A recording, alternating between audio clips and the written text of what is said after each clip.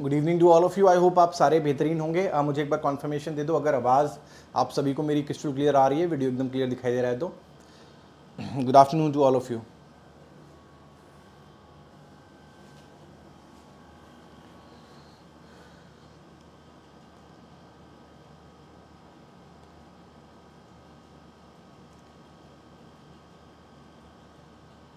आई think सभी मुझे एकदम परफेक्ट तरीके से सुन पा रहे होंगे, देख पा रहे होंगे। चलिए हाँ चलिए क्लास की जो है हम शुरुआत करते हैं। उम्मीद करता हूँ आप पढ़ाई कर रहे होंगे। मुझे पता है पिछले 1-2 दिन से थोड़ा सा मेरी तबीयत बहुत ज़्यादा ख़राब हो गई थी। अभी आप सभी को पता है सर्जरी हुई थी मेरी 2-3 दिन पहले। तो मेरी किडनी में कुछ इन्फेक्शन हो गया है, अभी हो गया है, इनफैक्ट सही नहीं हुआ है, बट क्लास लगाना भी ज़रूरी है तो इसीलिए मैं आज क्लास लगा रहा हूँ। पहले वाला बैच भी लगाया था IBPS वाला, अभी SBI वाला भी लगा रहा हूँ। यूट्यूब की क्लासेस मैं शायद कल से शुरू कर दूंगा अगर थोड़ा बेहतर मेरे को फील होगा। डॉक्टर ने तो अभी 5-6 दिन के रेस्ट के लिए बोला है, लेकिन क्लासेस तो हम लगाएंगे शुरुआत। तो भाई थोड़ा सा आप भी मेहनत करिएगा अपनी तरफ से। हाँ पता नहीं क्यों हो गया, समझ में नहीं आया। मतलब अब थोड़े से देखो कॉम्प्लिकेशंस तो रहते हैं, सर्जरी वगैरह होती है तो थोड़ा सा 19-20 तो रहता ही है।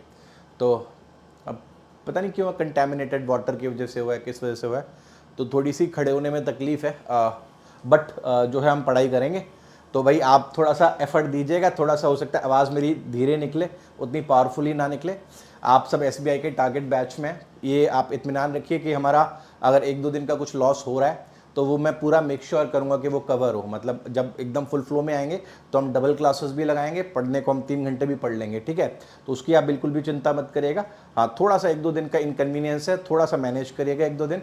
बाकी मोस्ट प्रॉब्ली हर इस मंडे से तो आई थिंक सब कुछ फ्री फ्लो में जो है आ जाना चाहिए। चलिए शुरुआत करते हैं, बहुत ध्यान से सुनिएगा और समझिएगा। इसीलिए मैंने सोचा अभी 2-3 दिन जब तक चला सिर्फ ग्रामर पढ़ा रहा हूँ आपको, फिर साथ में प्रैक्टिस और ग्रामर दोनों शुरू करूंगा। मतलब जैसे इन्फ्रेंस और टेंसेस पढ़ रहे थे ना साथ में, वैसे ही मतलब पैटर्न को भी पकड़ेंगे साथ में ग्रामर को भी पकड़ेंगे। चलिए शुरुआत करते हैं, देखते हैं। देखो आपको मैंने सिखाया था कि जब हम क्या करते हैं, जब हम किसी काम को शुरू करते हैं, मान लीजिए कोई काम जो है हमने शुरू किया, मान लीजिए 4:15 बजे जो है मैंने आपका क्लास शुरू किया, और मान लीजिए इस क्लास को जो है 5:15 पर खत्म होना है। अभी मान लेते हैं 4:20 हो रहे हैं, राइट। क्या हो रहा है अभी 4:20 जो है अभी हमारा टाइम हो रहा है। और अगर मैं 4:20 पर पूछूं आपसे कि आप क्या कर रहे हैं, तो आप ये कहेंगे कि मैं अभी पढ़ रहा हूं। यस और no, you will be saying that कि मैं अभी पढ़ रहा हूं। अग्री करते हो सारे के सारे? देखिए जब भी हम किसी पॉइंट की बात करते हैं कि हम उस वक्त क्या कर रहे हैं, तो उसके लिए हम प्रेजेंट कॉन्टिन्यूअस लगाते हैं। क्या लगाते हैं? प्रेजेंट कॉन्टिन्यूअस जो है उसका हम यूज करते हैं जब हमें यह बताना होता है कि किसी पॉइंट पर हम क्या काम कर रहे हैं। जैसे फॉर एग्जाम्पल समझिए, बहुत ध्यान से सुनिएगा, मैं आपको 2 एग्जाम्पल देता हूं।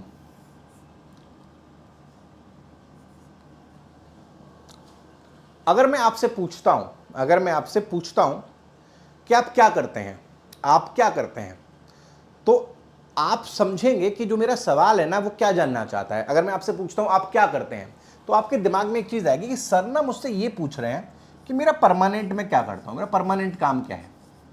तो अगर आप स्टूडेंट हैं तो शायद आप मुझसे कह देंगे कि आई स्टडी। क्या कह देंगे? I study. और आई स्टडी नहीं कहेंगे तो आप ये बता देंगे कि आई एम अ स्टूडेंट। हाँ है ना? दोनों की दोनों चीजें आपने टेंस में पढ़ी हैं, दोनों की दोनों चीजें आपको पता चल गया होगा कि ये प्रेजेंट इंडेफिनिट में लिखी हुई हैं। क्यों? क्योंकि मैंने आपसे जो सवाल किया था वो सवाल एक परमानेंट स्टेट के बारे में जानकारी लेना चाहता। आप क्या करते हैं, यानी आप परमानेंटली क्या करते हैं, तो ये उसके आंसर्स हो सकते हैं।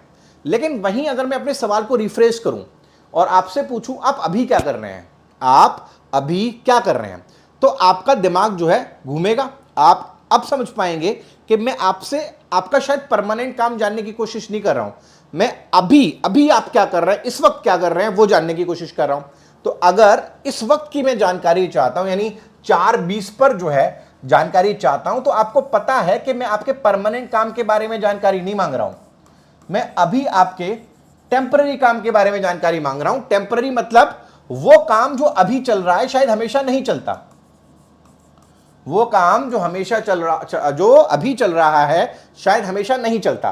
तो अगर मैं आप मेरे से टेंस अगर पढ़ रहे हैं तो आप कह सकते हैं कि I am learning tenses, I am learning tenses, I am learning tenses. जब आप कहते हैं आई एम लर्निंग टेंसेस, आप सामने वाले को बताना चाहते हैं आपका टेम्पररी काम क्या, आप अभी क्या कर रहे हैं। जब आप कहते हैं आई स्टडी, आप बताना चाहते हैं आप हमेशा क्या करते हैं। तो सबसे बड़ा जो डिफरेंस है प्रेजेंट इंडेफिनिट का और प्रेजेंट कॉन्टिन्यूअस का यही है कि प्रेजेंट इंडेफिनिट हमें हमेशा होने वाले कामों के बारे में बताता है और प्रेजेंट कॉन्टिन्यूअस हमें पॉइंट के बारे में बताता है कि इस वक्त जो है उस पॉइंट पे क्या काम हो रहा है। बात समझ में आ रही है? तो ये हमें ध्यान में रखना है। और अगर हम इस बात को समझ पाए तो आपको पता होगा, पिछले क्लास में भी मैंने आपको सिखाया था कि जब हम परमानेंट एक्शंस दिखाते हैं तो परमानेंट एक्शंस के लिए बहुत सारे वर्ड्स होते हैं। जैसे कि मैंने आपको सिखाए थे, परमानेंट एक्शंस के लिए हम एवरीडे यूज करते हैं, परमानेंट एक्शंस के लिए हम ऑल द टाइम यूज करते हैं, परमानेंट एक्शंस के लिए हम डेली यूज करते हैं, ऑलवेज यूज करते हैं। तो ये सारी बातें मैं आपको सिखा चुका हूं, डेली, ऑलवेज, फ्रीक्वेंट एक्शंस बताते हैं, राइट। तो उसी तरह से जब आप प्रेजेंट कॉन्टिन्यूअस के बारे में बात करते हैं तो भी आपको कुछ शब्द यूज करने पड़ते हैं जो ये बताते हैं कि जो आपका काम चल रहा है वो हमेशा नहीं होता, वो टेम्परली किसी पॉइंट पर हो रहा है। जैसे कि मैं एक सेंटेंस लिखता हूं, एग्जाम का पूछा हुआ सवाल है,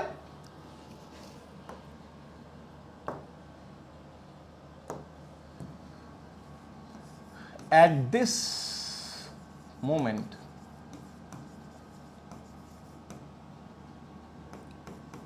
in this part of the strange city, this cell cloth by kilograms। इस सेंटेंस को पढ़िए, eight this moment in this part of the strange city they sell cloth by kilograms।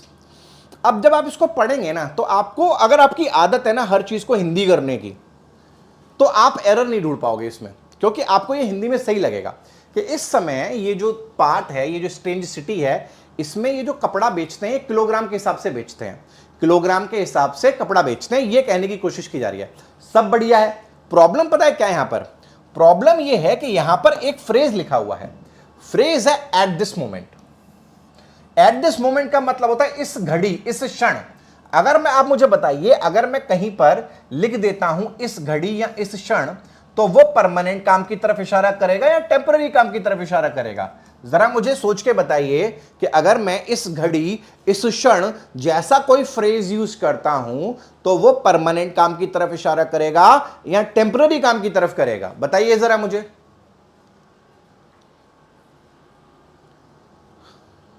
Obvious सी बात है, वो टेम्पररी काम की तरफ इशारा करेगा। कहां इशारा करेगा? It will focus on the temporary, क्योंकि एट दिस मोमेंट का मतलब होता है हमेशा नहीं, इस घड़ी। अगर इस घड़ी तो इसका मतलब है टेम्पररी की तरफ इशारा कर रहा है। अगर काम टेम्पररी है तो टेंस भी बेटा टेम्पररी होना चाहिए। अब देखो यहां पर दे लिखा है और दे के बाद वर्ब का फर्स्ट फॉर्म लिखा हुआ है, तो दे सेल नहीं बोल पाएंगे, यहां पर लिखेंगे दे आर सेलिंग।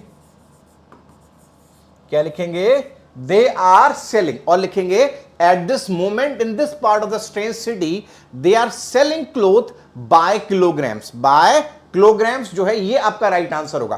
तो अप्रोच आपकी होनी चाहिए इनको समझने की कि यहां पर क्या कहा जा रहा है। जैसे मैंने एक सेंटेंस लिखा, the entire city delves into the power crisis because of the unavailability of the schools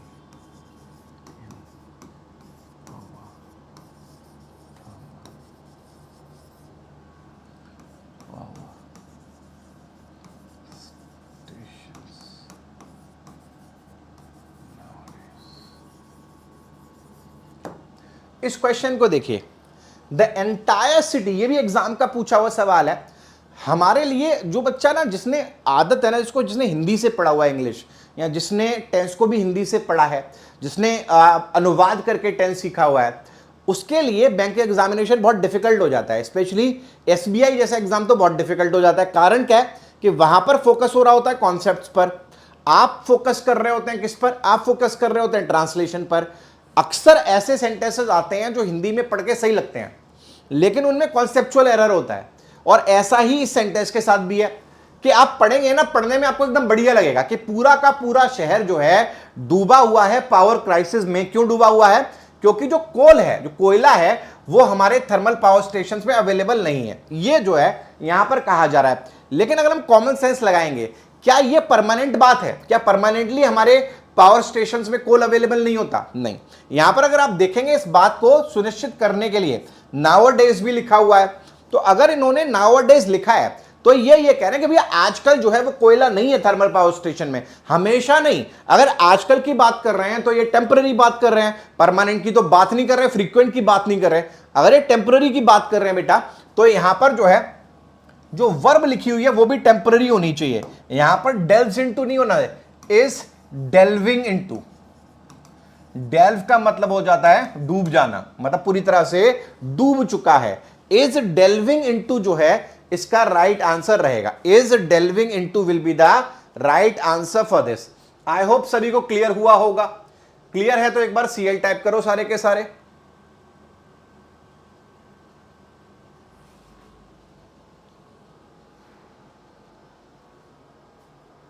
in kilogram wrong है, बाय किलोग्राम होता है, by kilogram, by dozen. In kilogram गलत है। क्लियर है? तो आपको ना इस वैरायटी के क्वेश्चंस देखने के लिए मिलेंगे जो आपका ग्रामेटिकल पोर्शन एग्जामिनेशन में पूछा जाता है। Not in kilograms. आगे मैं आपको प्रपोजिशन पढ़ाऊंगा।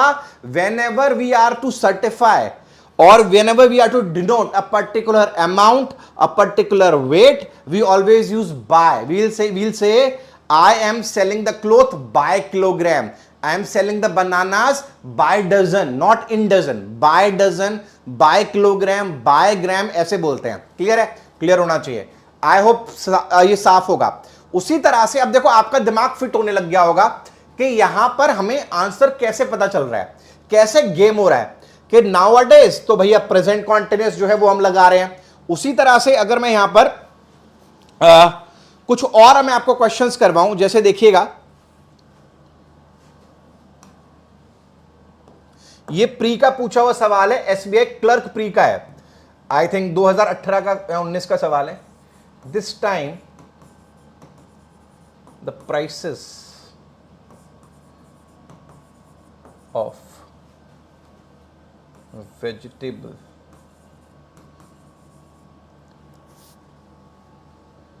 sky rocket। ठीक है, यहां पर डैश दिया हुआ था और नीचे ऑप्शंस दिए हुए थे। ऑप्शंस में लिख देता हूं, sky rocketed is sky rocketing, third was sky rocketed।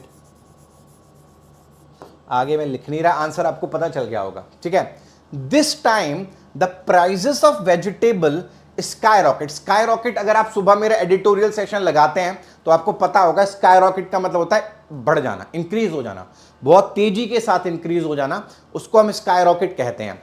तो यहां पर देखो कह रहा है कि the prices of vegetable sky rocket. अब हमें पता करने के लिए, बताने के लिए, डिफाइन करने के लिए आंसर एक साफ साफ हिंट दे रखा है, दिस टाइम। दिस टाइम का मतलब इस बार, हमेशा नहीं होता ये काम, इस बार हो रहा है, बस सिर्फ इस बार हो रहा है। यानी परमानेंट नहीं है ये काम, टेम्पररी है। वो इशारा कर रहा है कि मैं सिर्फ टेम्पररी काम पर फोकस कर रहा हूं। तो इसीलिए will not be writing sky rocket, हम इसको इसमें लिखेंगे, ये हमारा राइट आंसर रहेगा, इज स्काई रॉकेटिंग। क्या लिखेंगे? Is sky rocketing. I hope आप सभी को क्लियर हुआ होगा, आप सभी को भी क्लियर हुआ होगा। बिल्कुल, बहुत बढ़िया। चलिए बिल्कुल, चलिए आगे बढ़ते हैं। एक बार मुझे CL टाइप करके दे दो अगर ये क्लियर है आपको।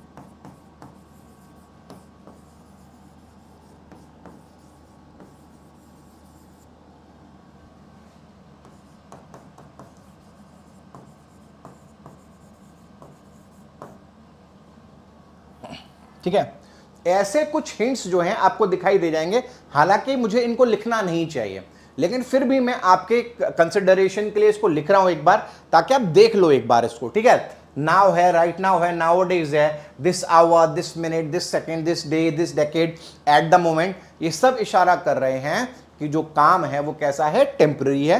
तो ऐसे आपको जो हिंट्स हैं वो एग्जामिनेशन में देखने के लिए मिल जाएंगे। क्लियर है? अब देखो, इसी से जुड़ा हुआ एक कॉन्सेप्ट है। कॉन्सेप्ट क्या है जरा समझो, और बहुत ध्यान से सुनना, ये बहुत बहुत बहुत जरूरी है पढ़ने के लिए, समझने के लिए। देखो होता क्या है कि मैं आपके सामने देखो कुछ वर्ड्स लिख रहा हूं, जैसे मान लो मैंने यहां पर सिंग लिखा, मैंने यहां पर डांस लिखा, मैंने यहां पर स्लीप लिखा, मैंने यहां पर वॉच लिखा।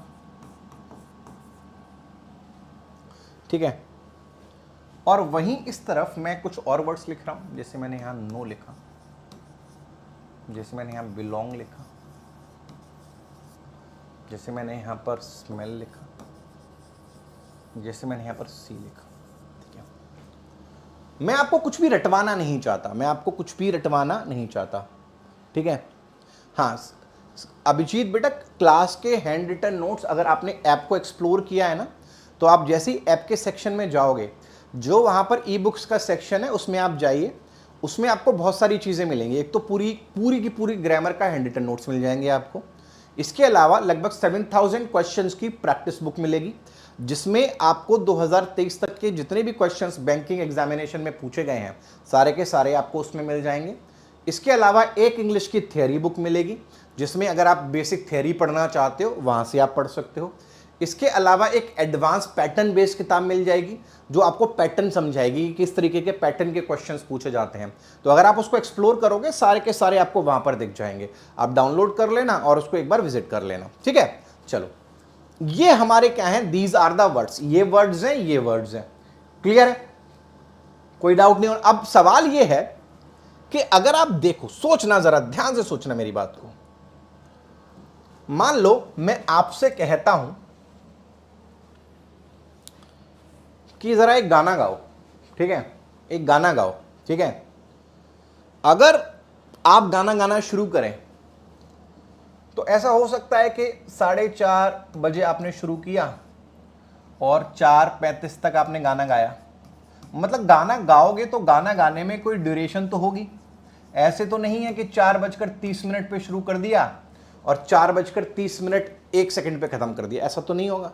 कुछ ना कुछ 2-4 मिनट तो गुनगुनाओगे, गाओगे। यस और नो? बात समझ में आ रही है? मैं आपसे कहूँ डांस करो, इसमें भी कुछ ड्यूरेशन होगी। मैं कहूँ सो जाओ, तो ये तो लंबा ही सो जाओगे तुम। मैं कहूँ टीवी देखो, लंबा देखो। मतलब ये जितने भी काम लिखे हैं ना, इन सब में ड्यूरेशन है, इसमें अवधि है। ठीक है, क्या है? ड्यूरेशन है। लेकिन अगर आप इस तरफ आए, मैं आपसे पूछता हूं, क्या आप मुझे जानते हैं? Do you know me? Do you know me? Answer क्या होगा आपका? कि सर अभी हम 30% जान पाए हैं, डाउनलोडिंग चल रही है अभी 15-20 मिनट में पता चल पाएगा कि जानते हैं नहीं जानते। ऐसा तो नहीं आंसर होगा, राइट? नहीं होगा ना ऐसा आंसर। आप मुझे आंसर जो देंगे वो हाँ या ना देंगे, हाँ या ना। अग्री करते हो? उसी तरह से मैं आपसे पूछूं वेयर डू यू बिलोंग, आप कहाँ से हो, तो आप मुझे क्या आंसर देंगे? कि सर मैं दिल्ली से हूँ, या मैं दिल्ली का हो रहा हूँ, अभी आधा हुआ हूँ, आधा हो जाऊँगा। ऐसे तो नहीं कहोगे कि दिल्ली का हो रहा हूँ, पूरे ही दिल्ली के हो। आंसर क्या है? यस और नो, या तो हूँ या तो नहीं हूँ। अग्री करते हो? मैंने कहा ज़रा ये देखो मेरा हाथ है, ये मेरे हाथ में पेन है, दिख रहा है तुम्हें? आंसर क्या है, हाँ या ना। ये तो नहीं कहोगे सर अभी इतना दिखा है, अभी 15 मिनट बाद पूरा डाउनलोड होकर यहाँ तक दिख जाएगा तब बताऊंगा, ऐसा तो नहीं होगा, नहीं होगा ना ऐसा। स्मेल, घर में कुछ बना, मैंने पूछा खुशबू आई, तो तुम का क्या कहोगे कि अभी 10% डाउनलोड हो रही है, 90% डाउनलोड हो जाएगी आधे घंटे तब बताऊंगा आई या नहीं आई, ऐसा तो नहीं होगा, राइट। क्या कहने की कोशिश कर रहा हूं कि यहां पर जो वर्ब्स लिखे हैं उनमें ड्यूरेशन है, और ये जो वर्ब्स लिखे हैं इनमें ड्यूरेशन नहीं है, इनमें ड्यूरेशन नहीं है। दीज आर लाइक स्टेट्स, ये स्टेट्स हैं, इनमें ड्यूरेशन नहीं है। अब इनमें ड्यूरेशन नहीं है, इनमें ड्यूरेशन है, तो फर्क क्या पड़ेगा। देखो, जब भी हम किसी सेंटेंस को प्रेजेंट कॉन्टिन्यूअस में लिखते हैं, सपोज करो मैंने कहा आई एम सिंगिंग, मैं गाना गा रहा हूं, तो मैं आई एम सिंगिंग कब बोल पाऊंगा। मान लो 4:30 बजे मैंने गाना गाना शुरू किया, 4:32 पे किसी ने मुझे फोन किया, क्या कर रहे हो, मैंने कहा गाना गा रहा हूं, गाना गा रहा हूं, यानी मेरा गाना कहां पर है, बीच में, तभी तो बोल पाऊंगा गा रहा हूं। मैं पढ़ा रहा हूं, क्यों बोल पाऊंगा, क्योंकि मेरा पढ़ाना बीच में है, यस और नो। मैं डांस कर रहा हूं, डांस बीच में है, सो रहा हूं, सोना बीच में है, देख रहा हूं, देखना बीच में है, अग्री करते हो सारे के सारे, बीच में क्यों है। कोई काम बीच में या इनकम्प्लीट कब हो सकता है, कोई काम बीच में और इनकम्प्लीट तब हो सकता है जब उसमें ड्यूरेशन हो। कोई काम बीच में कब हो सकता है, जब उसमें अवधि होगी, ड्यूरेशन होगी, तभी तो बोल पाऊंगा, राइट। जिसमें अवधि ही नहीं है, ड्यूरेशन ही नहीं है, वो बीच में कैसे हो सकता है। और जो काम बीच में नहीं हो सकता वो कॉन्टिन्यूअस में भी नहीं लिखा जा सकता, जो काम बीच में नहीं हो सकता वो कॉन्टिन्यूअस में भी नहीं लिखा जा सकता। और यही कारण है वो घिसा पिटा रूल जो आप पढ़ते हैं हर किताब में, कि जो हमारे स्टेट वर्ब्स होते हैं उनको हम कॉन्टिन्यूअस टेंसेस में नहीं लिख सकते। वो रूल नहीं है, वो कॉन्सेप्ट है। वो कहता है आप कॉन्टिन्यूअस टेंस में उन चीजों को लिख सकते हैं जिनमें होती है ड्यूरेशन, और जिनमें ड्यूरेशन नहीं है यू कैन नॉट राइट दो sentences in any continuous tense, in any continuous tense whatsoever. बात समझ में आ रही है। अब यहां पर एक बहुत बड़ा झोल है, उस झोल को मैं क्लियर करूंगा। ये बेसिक्स हैं जो पता होने चाहिए आपको। सबसे पहले मैं आपसे जानना चाहता हूं कि कॉन्टिन्यूअस टेंस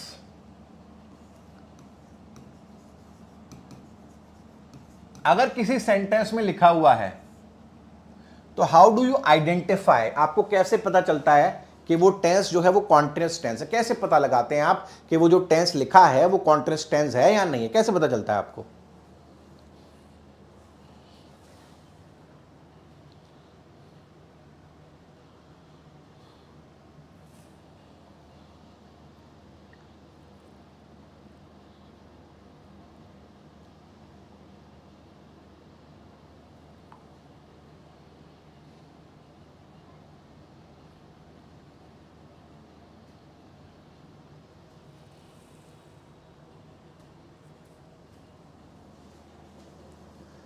नहीं, सेंटेंस देख के कैसे पता चलता है कि ये, आप कैसे किसी सेंटेंस को देख के बता देते हो कि यार सर ये तो कॉन्टिन्यूअस टेंस में लिखा हुआ है। सोच के बताओ जरा, कैसे आप किसी सेंटेंस को देख के बता देते हो कि ये कॉन्टिन्यूअस टेंस में लिखा हुआ है।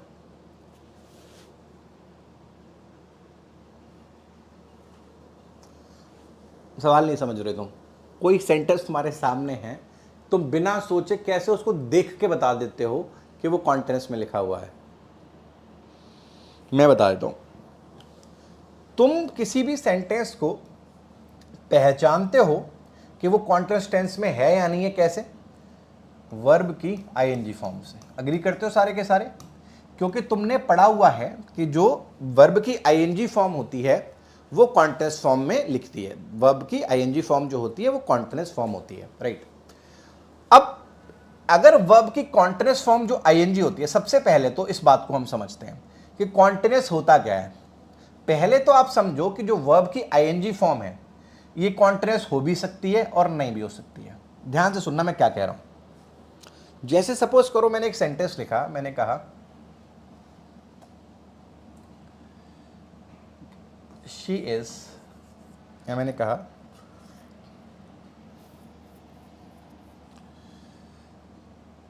They are swimming in the pool, they are swimming in the pool. ठीक है, swimming is a good exercise. ठीक है, they are swimming in the pool, swimming is a good exercise. यहां पर मैंने 2 सेंटेंसेस लिखे हैं। अब जो बच्चे बेसिक से पढ़ रहे हैं वो इस बात को समझें। आपका पहचानने का तरीका कॉन्टिन्यूअस है कि आप जहां आईएनजी लगा देखते हैं वहां आप उस सेंटेंस को कॉन्टिन्यूअस बोल देते हैं। तो अगर आपकी इस डेफिनेशन पर चलें तो फिर ये सेंटेंस भी कॉन्टिन्यूअस होना चाहिए और ये सेंटेंस भी कॉन्टिन्यूअस होना चाहिए, क्योंकि दोनों में ही आपको आईएनजी दिख रहा है। यहां भी आईएनजी है और यहां भी आईएनजी है। लेकिन ऐसा नहीं है, समझिए। कॉन्टिन्यूअस टेंस जो है सिर्फ आईएनजी से नहीं बनता, इस बात को समझिएगा। कॉन्टिन्यूअस टेंस सिर्फ आईएनजी से नहीं बनता। किसी भी टेंस को हम कॉन्टिन्यूअस तब कहते हैं जब उस आईएनजी से पहले बी फॉर्म्स लगे होते हैं। जब उस आईएनजी से पहले क्या लगे होते हैं? बी फॉर्म्स लगे होते हैं। अभी बी फॉर्म्स क्या होते हैं? बी फॉर्म्स हो गए is, am, are, was, were, be, been, ये आपके बी फॉर्म्स होते हैं। किसी भी कॉन्टिन्यूअस को हम बोलते हैं, किसी भी सेंटेंस को हम कॉन्टिन्यूअस टेंस में तब बोलेंगे जब हम सिर्फ आईएनजी नहीं देखेंगे, जब उस आईएनजी से पहले बी फॉर्म लगा होता है तब हम कहते हैं कि वो कॉन्टिन्यूअस में लिखा हुआ है। इसका कारण क्या है आप जानते हैं, आगे पढ़ेंगे भी कि सारे के सारे हमारे कितने तरीके के टेंसेस होते हैं? 12 टेंसेस होते हैं, राइट। इन 12 टेंसेस में से 6 टेंसेस कॉन्टिन्यूअस होते हैं। कितने? 6 टेंसेस कॉन्टिन्यूअस होते हैं। कैसे? जैसे पहला है present continuous, he is playing. तो अब मैं इसको जो कॉन्टिन्यूअस कह रहा हूं ना, वो इस आईएनजी की वजह से नहीं कह रहा। ये आईएनजी तो है ही, इससे पहले अगर आप देखेंगे तो बी फॉर्म भी लगा हुआ है। बी फॉर्म प्लस आईएनजी, तभी ये बना प्रेजेंट कॉन्टिन्यूअस। दूसरा होता है present perfect continuous, he has been playing, he has been playing. अब आप देखेंगे या आईएनजी लगा, इससे पहले भी देखो क्या लगा है? बी फॉर्म लगा है, तो ये भी कॉन्टिन्यूअस हो गया। उसी तरह से आप देखिए पास्ट का कॉन्टिन्यूअस, पास्ट के कॉन्टिन्यूअस में क्या किया? ही was playing। तो आप देखेंगे सिर्फ आईएनजी नहीं है, आईएनजी से पहले बी फॉर्म भी लगा हुआ है, अब ये कॉन्टिन्यूअस। उसी तरह से past perfect continuous, he had been playing, he had been playing, ING पहले be form continuous.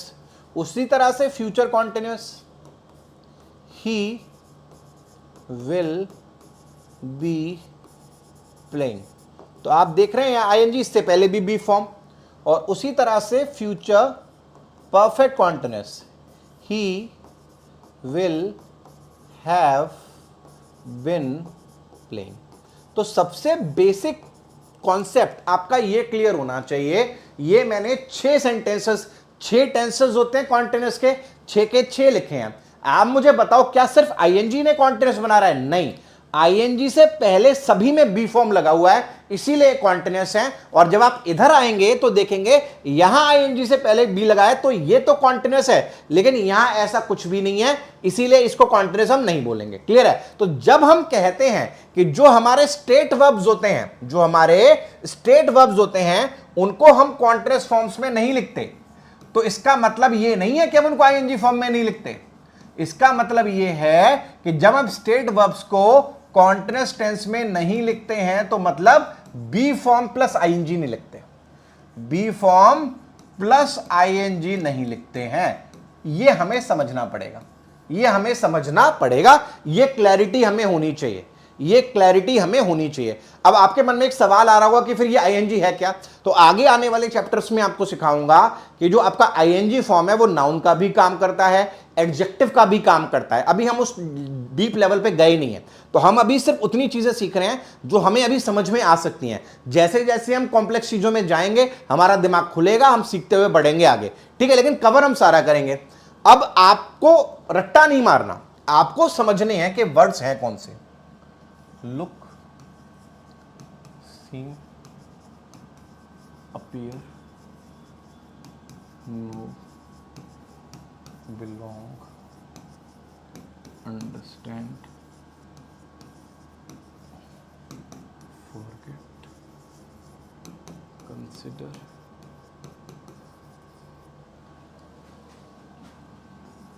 assume, regret, love, hate, like, dislike, adore, detest, smell, feel,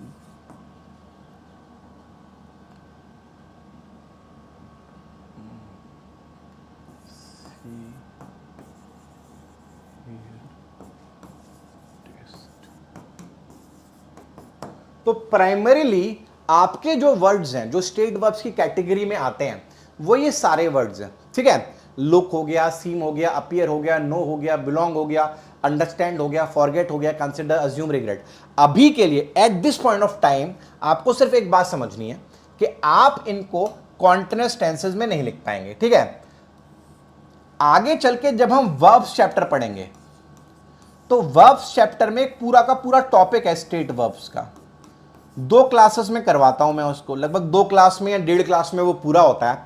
तब हम इसके बारे में पूरा डिटेलिंग में जाएंगे, एक एक शब्द को पकड़ेंगे कि कहां पर क्या पॉसिबिलिटीज बनती है। लेकिन अभी टेंस की नजर से हमें सिर्फ इतना समझना है कि हम इनको जो है कॉन्टिन्यूअस टेंस में नहीं लिख सकते। आगे अभी तक जो भी मैंने आपको सिखाया अगर वो आपको क्लियर है तो एक बार मुझे CL टाइप करके दो सारे के सारे।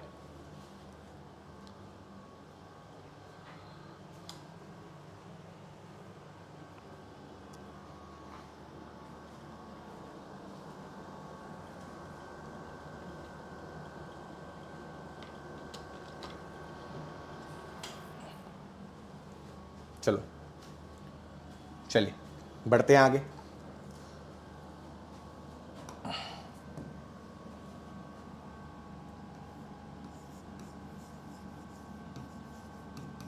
प्रेजेंट परफेक्ट, साथ में पढ़ेंगे पास्ट इंडेफिनिट। जनरली बच्चे इसको सबसे कॉम्प्लिकेटेड टेंस मानते हैं, लेकिन ये कॉम्प्लिकेटेड है नहीं। पहले मैं आपसे एक सवाल पूछना चाहूंगा, स्पेशली वो बच्चे जो मुझसे कभी पढ़े नहीं हैं, जो पहली बार इस बैच में हैं, कि अगर मैं आपसे पूछूं, जैसे मैं एक सेंटेंस लिखता हूं, मैंने कहा I have downloaded the file. I have downloaded the file. और दूसरा I downloaded the file. अब देखो यहां पर ये सेंटेंस जो है वो प्रेजेंट परफेक्ट में लिखा हुआ है, ये सेंटेंस पास्ट इंडेफिनिट में लिखा हुआ है। जिसको नहीं पता वो समझे जरा इस बात को कि जब हम प्रेजेंट परफेक्ट में लिखते हैं तो हम पहले सब्जेक्ट लिखते हैं, बाद में हैज लिख देते हैं या फिर हैव यूज कर लेते हैं, और उसके बाद वर्ब का थर्ड फॉर्म यूज कर लेते हैं। जब हम पास्ट इंडेफिनिट लिखते हैं तो हम सब्जेक्ट यूज करते हैं और वर्ब का डायरेक्टली क्या लगा देते हैं, सेकेंड फॉर्म लगा देते हैं। अब बहुत सारे बच्चों को जो बिल्कुल बेसिक से जीरो से तैयारी कर रहे होते हैं उन्हें एक डाउट और होता है।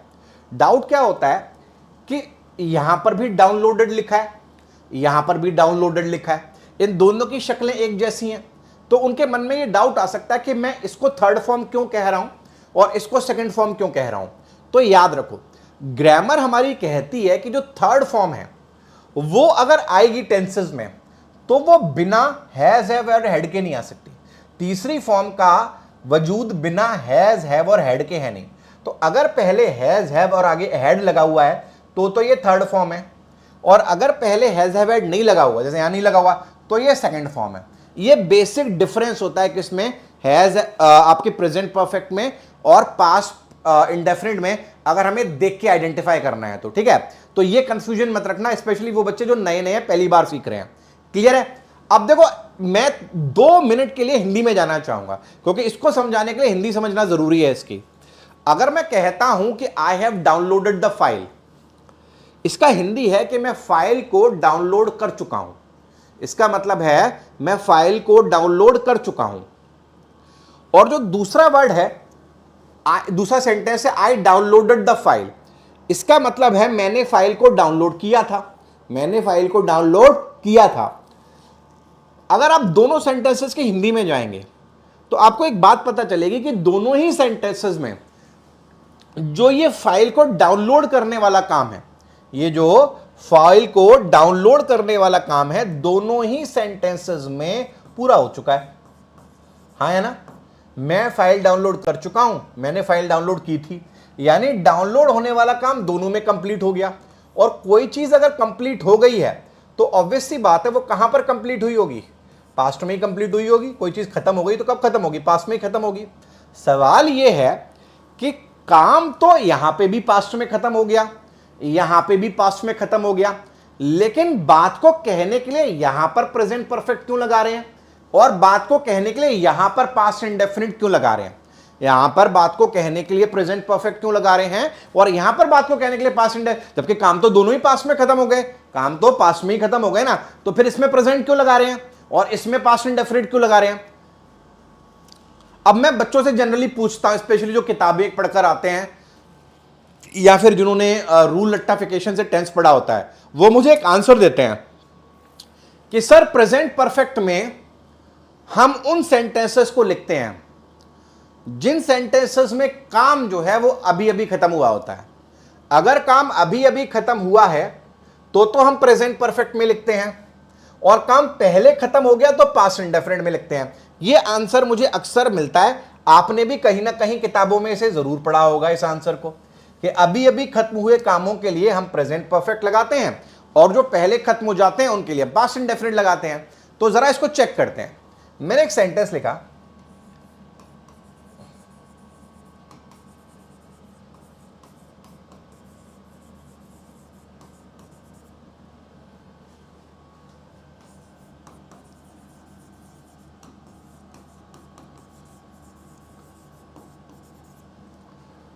मैंने यहां पर एक सेंटेंस लिखा, इंडिया हैज गॉट फ्रीडम। आप समझ गए होंगे प्रेजेंट परफेक्ट है, ये हैज और थर्ड फॉर्म लगा हुआ है। India has got freedom, India got freedom, ये पास्ट इंडेफिनिट है, ये भी आप समझ गए होंगे। अगर हम कहें कि अभी अभी खत्म हुए कामों के लिए प्रेजेंट परफेक्ट लगाते हैं तो इंडिया हैज गॉट फ्रीडम, ये काम तो अभी अभी खत्म नहीं हुआ। भारत को आज़ादी अभी कल तो मिली नहीं है, कल छोड़ो परसों भी नहीं मिली, परसों क्या पिछले साल भी नहीं मिली, आज़ादी मिले तो कई साल हो चुके हैं, तो ये काम तो अभी अभी खत्म नहीं हुआ। तो इस हिसाब से ये सेंटेंस तो रॉन्ग होना चाहिए, इस हिसाब से ये सेंटेंस तो रॉन्ग होना चाहिए, हाँ है ना, क्योंकि ये काम अभी अभी नहीं हुआ। लेकिन ये सेंटेंस एकदम राइट है, राइट ये भी है लेकिन ये भी राइट है। तो सबसे पहले तो अपने दिमाग से इस जो रूल आपने याद किया हुआ है कि अभी अभी खत्म हुए कामों के लिए प्रेजेंट परफेक्ट लगाते हैं, इसको साइड में कर दो। हम असली कॉन्सेप्ट सीखेंगे कि प्रेजेंट परफेक्ट लगाते क्या, दोनों ही सही है, ये भी सही है ये भी सही है। हम समझेंगे कि क्यों लगाते हैं और हमारे सामने एग्जामिनेशन में क्या सवाल आएगा और हम उसको कैसे टैकल करेंगे, वो हमने सीखना है। क्लियर है? चलो, अभी तक जो पढ़ाया है वो क्लियर है तो सीएल टाइप कर दो। मैं जरा पानी पी कर आता हूं, 1 मिनट का समय दो मुझे। अभी क्लास चल रही है बेटा, 1 मिनट रुको। क्वेश्चंस नहीं है बेटू, बस अभी थोड़ी सी हाफ एन आवर और है।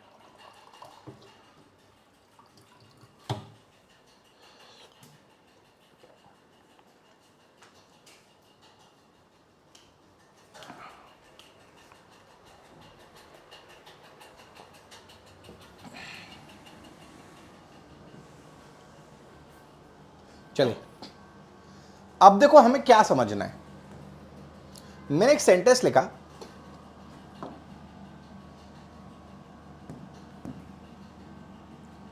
We are free to take our decisions as India got freedom. We are free to take our decisions as India got freedom. Clear है? India has got freedom in 1947. ठीक है, ये जो दोनों sentences हैं ये हमें क्लियरली समझा देंगे कि आपस में इनका डिफरेंस क्या है. देखो पहला सेंटेंस देखो, we are free to take our decision. हम अपना निर्णय लेने के लिए स्वतंत्र हैं. हम अपना निर्णय लेने के लिए स्वतंत्र हैं. कब स्वतंत्र हैं? हम कौन से टाइम में स्वतंत्र हैं? क्या है ये? आर. आर मतलब हम अपना निर्णय लेने के लिए स्वतंत्र हैं. कब? प्रेजेंट में. प्रेजेंट में हम अपना निर्णय लेने के लिए फ्री हैं. आया ना? क्यों फ्री हैं? आखिर क्यों हम स्वतंत्र हैं? हम इसलिए स्वतंत्र हैं क्योंकि पास्ट में एक काम हुआ था. और वो काम क्या था? कि भारत को आजादी मिली थी.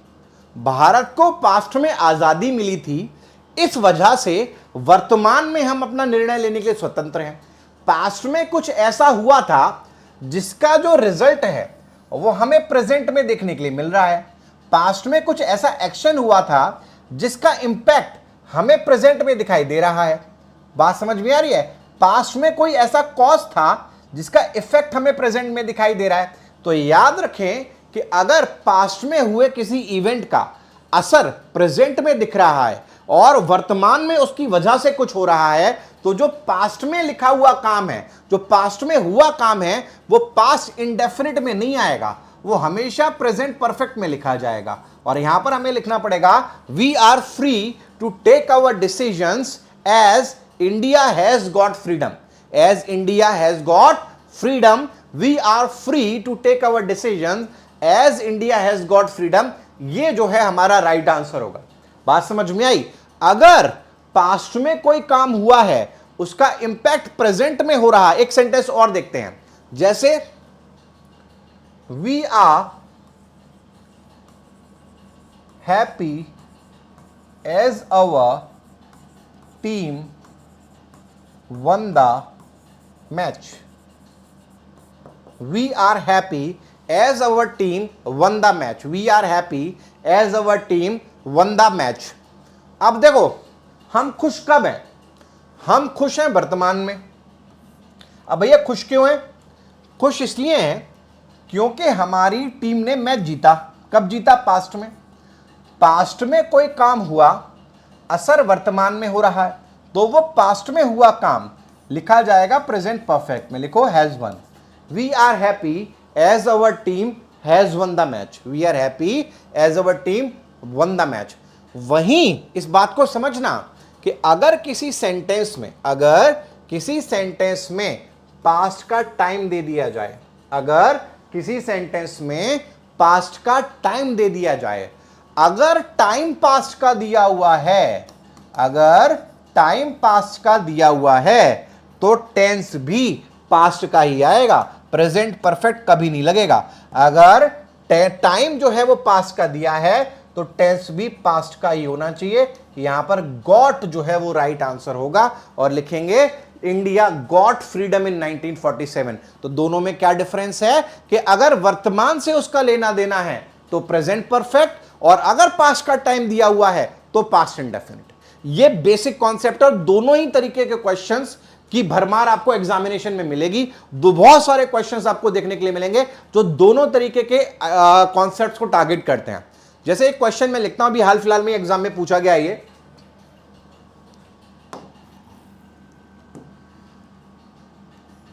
Last night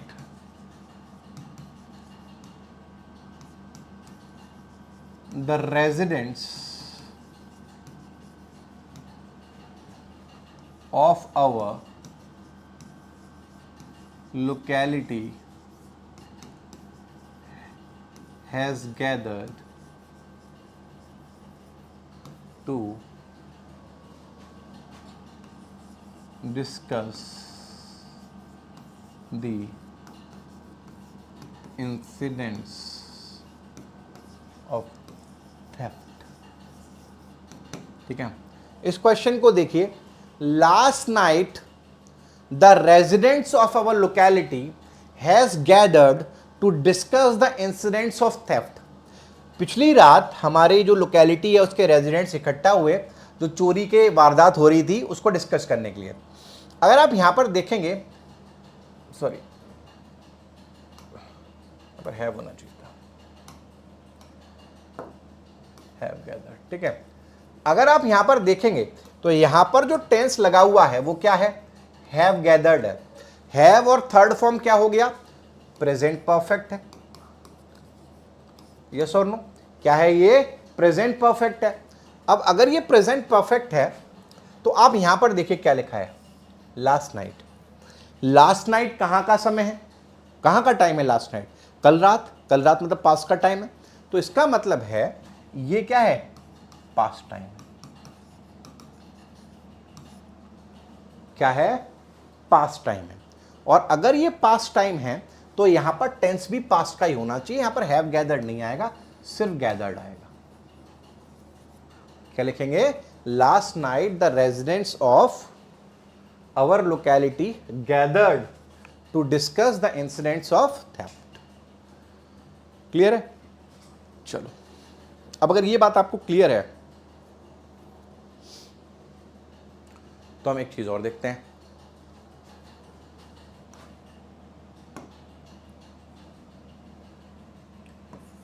in early times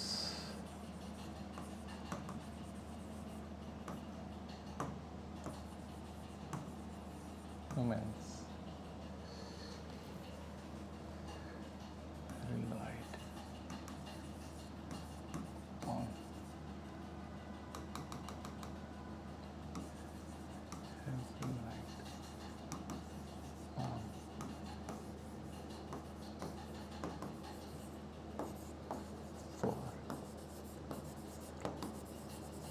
इसको पढ़िए। In early times, humans have relied on hunting for survival. In early times, humans have relied on hunting for survival. जरा अपना दिमाग लगाइए और देखिए क्या पॉसिबिलिटीज जो है वो यहां पर बनती हैं।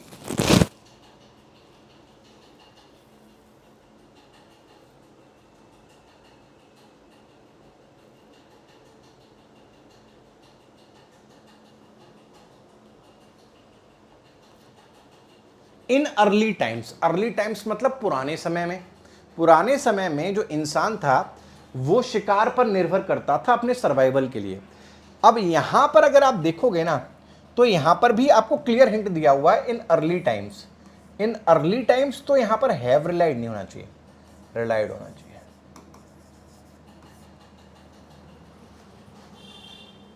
ठीक है, कभी कभी आपको ऐसे फ्रेजेस नहीं मिलेंगे। ठीक है, कभी कभी कॉन्टेक्स्ट से पता चल जाएगा कि ये प्रेजेंट का रेफरेंस ही नहीं हो सकता। जैसे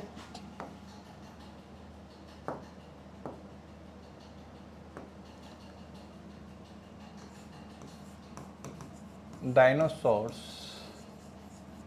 have belong to a specific species of animals। ठीक है, कभी कभी क्या होगा कि आपको ऐसा रेफरेंस नहीं दिया होगा, yesterday, last month, last year नहीं, लेकिन जो रेफरेंस दिया होगा ना उससे आपको पता चल जाएगा कि जिस बारे में बात हो रही है ना उसका रेफरेंस प्रेजेंट के कॉन्टेक्स्ट में हो ही नहीं सकता। जैसे यहां पर देखिए, dinosaurs have belong to a specific species of animals. Specific species of animals, तो आपको पता है कि यहां पर डायनासोर्स का प्रेजेंट में कोई भी रेफरेंस नहीं है, यानी प्रेजेंट में डायनासोर्स का कोई भी रेफरेंस नहीं है। और डायनासोर्स का अगर प्रेजेंट में कोई रेफरेंस नहीं है तो ये आप इसमें नहीं लिख पाओगे, आप इसको पास्ट में लिखिए, पास्ट इंडेफिनिट में लिखिए belonged. Dinosaurs belong to a specific species of animals, belonged लिखिए, ठीक है। आई होप क्लियर हुआ होगा। अगर ये भी क्लियर है तो एक बार CL टाइप कर दीजिए।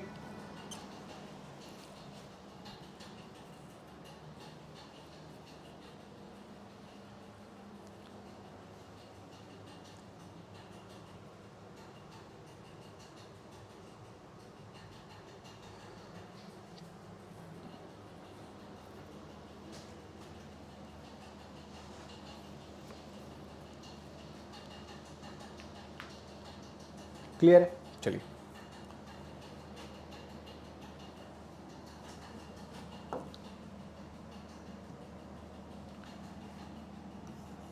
Here is your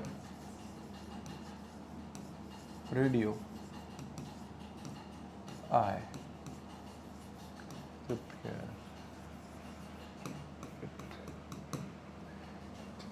here is your radio, I repaired it. बताइए जरा, here is your radio, I repaired it.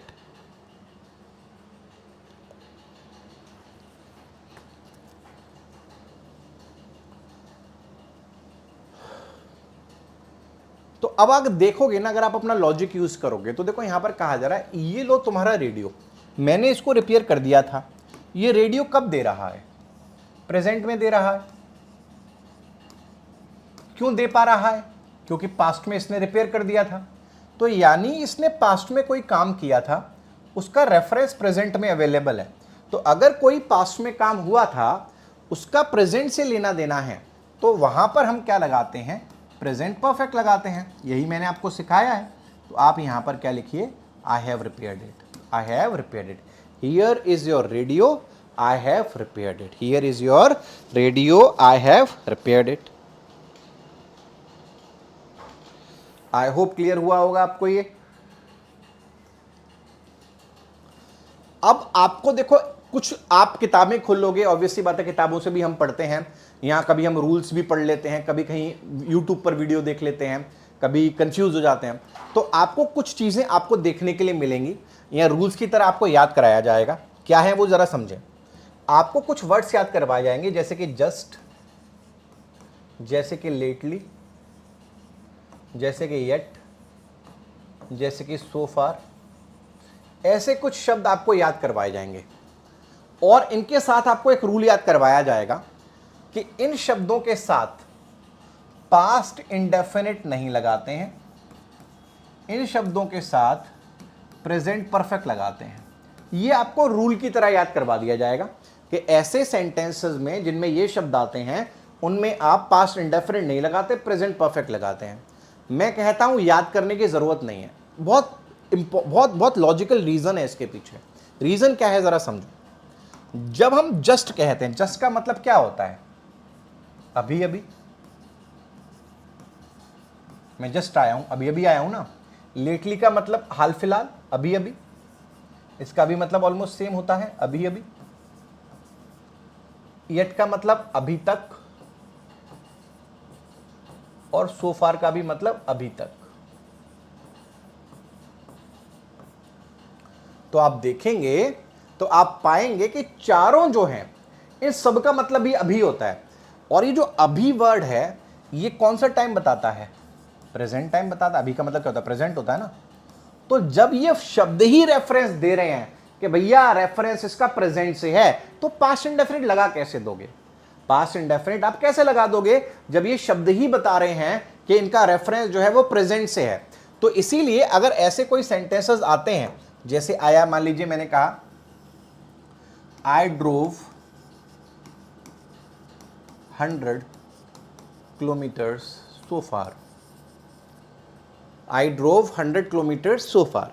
So far मतलब मैंने अभी तक 100 किलोमीटर चलाई है, यानी ये प्रेजेंट का रेफरेंस है। तो आई ड्रोव मत लिखिए, आई हैव ड्रिवन लिखिए। I have driven 100 kilometre so far. I did not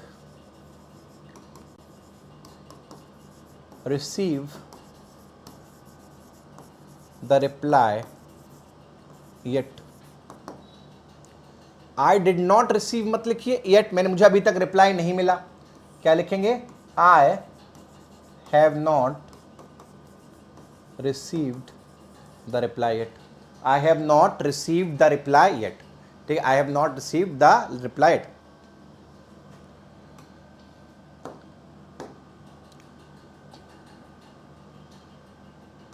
You lately ignored his messages. You lately ignored his messages. You lately ignored his messages नहीं, you have lately ignored his messages. You have lately ignored his messages. I hope clear होगा, ठीक है। तो हमें क्या करना है, हमें इस बात को समझना है, हमें इसको याद करने की ज़रूरत नहीं है, ऑटोमेटिकली कॉमन सेंस है, हमें पता है, ठीक है। तो ये हमें इस तरीके से देखने के लिए मिलेंगे। एक बात और समझिएगा कि ये टेंस चैप्टर के बाद में आपको एडवांस टेंस भी करवाऊंगा मैं, 2 दिन चलेगी क्लास उसका, उसमें जो हाई फाई कॉन्सेप्ट्स होते हैं टेंस के वो करवाऊंगा। लेकिन उनको करने के लिए पहले आपको ये जो टेंस का चैप्टर है ना एकदम क्लियर होना चाहिए, एकदम क्रिस्टल क्लियर होना चाहिए। जब ये क्रिस्टल क्लियर होगा ना तब आप जो है बेहतर तरीके से उसको कर पाओगे। बात समझ में आ रही है ना, ठीक है। आई होप क्लास आपको जो है ठीक लगी होगी। मेरी पूरी कोशिश रहेगी, हालांकि मेरी तबीयत थोड़ी सी ठीक नहीं है, बट मेरी कोशिश रहेगी कि आपकी क्लासेस जो है वो रेगुलर चलती रहें। फिर भी अगर बीच में कभी शायद एक दिन का गैप हो जाए या एक्सरसाइज हो जाए तो ये बात मेक श्योर करिएगा कि मंडे से तो डेफिनेटली चलती ही रहेंगी, बट मेरी कोशिश रहेगी कि मंडे तक भी आपकी गैप ना हो और जो है क्लास चलती रहे। ठीक है, चलिए पढ़ते रहिएगा, मेहनत करते रहिए। कल से मैं यूट्यूब की क्लासेस भी शुरू कर दूंगा, तो वो भी जो है आप पढ़ते रहिएगा। क्लियर है? चलिए, थैंक यू वेरी मच, ध्यान रखिएगा अपना।